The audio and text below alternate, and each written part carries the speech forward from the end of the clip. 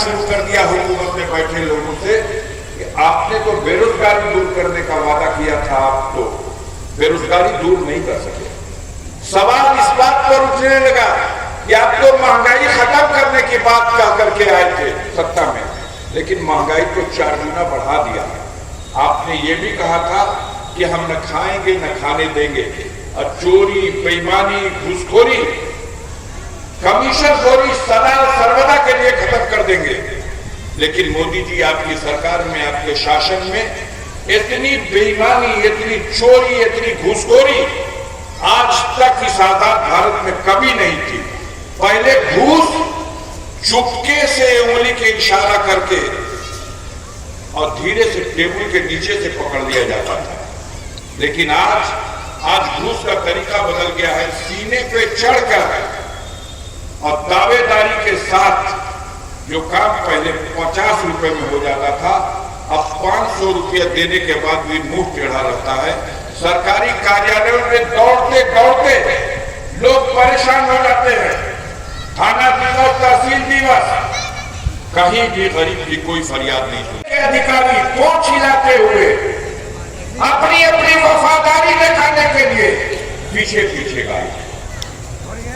हालांकि शर्मिंदा होना पड़ रहा उनको।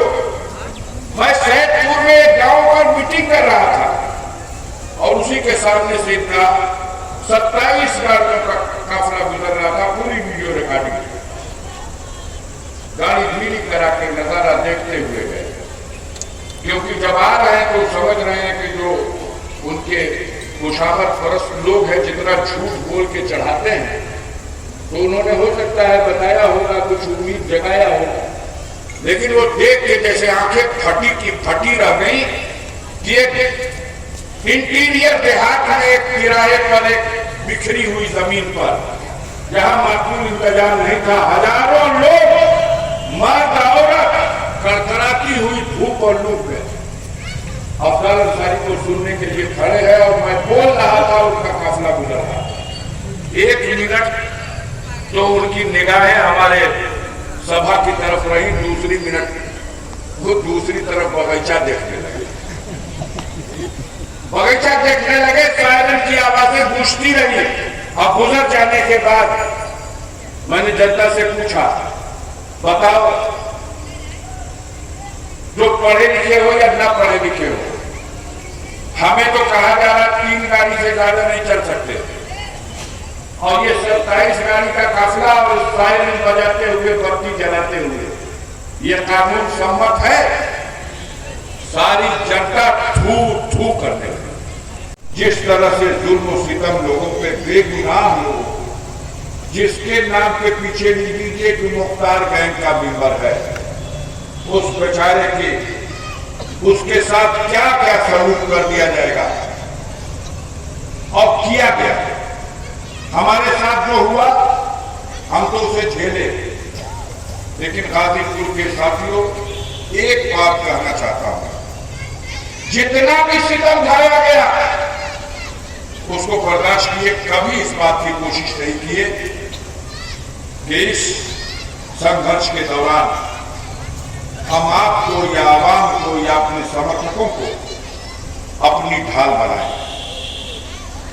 तारीख इस बात के लिए कभी हमें शर्मिंदा नहीं करेगी कि हमने आवाम को अपने बचने के लिए ढाल बनाया। बोलिए सच्चाई है कि नहीं है? जो कुछ बीता है अपने पे सह लिया, लेकिन आज लोकतंत्र की इस व्यवस्था में आपके अंगूठे की ताकत का मैं जरूर इस्तेमाल चाहता हूं। इस ताकत का ऐसा इस्तेमाल करिए कि उन जालिमों को पता चले कि बटन जो दबा है वो हक है, वो फैसला जो फैसला है आपका, वो सच्चाई के साथ, हक के साथ खड़ा है।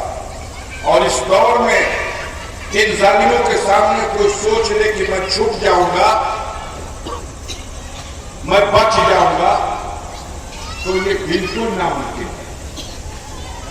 राहत इंदौरी का वो शेर याद है और उसे दोहराना चाहता हूं।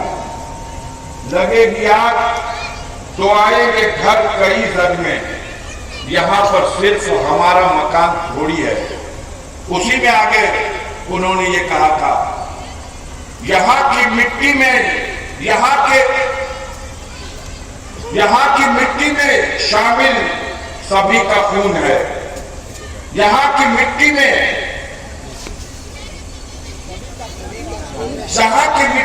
सभी का खून शामिल है।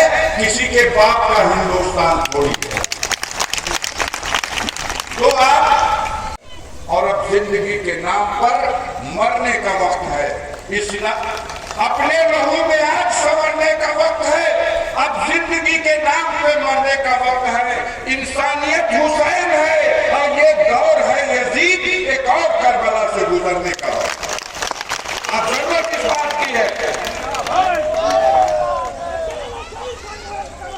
आज जरूरत इस बात की है कि हिम्मत करिए लोग का और इस जालिम हुकूमत का खात्मा करने में गाजीपुर से अपना एक नुमाइंदा चुन करके दिल्ली भेजने में मेरी मदद कीजिए। बहुत बहुत धन्यवाद।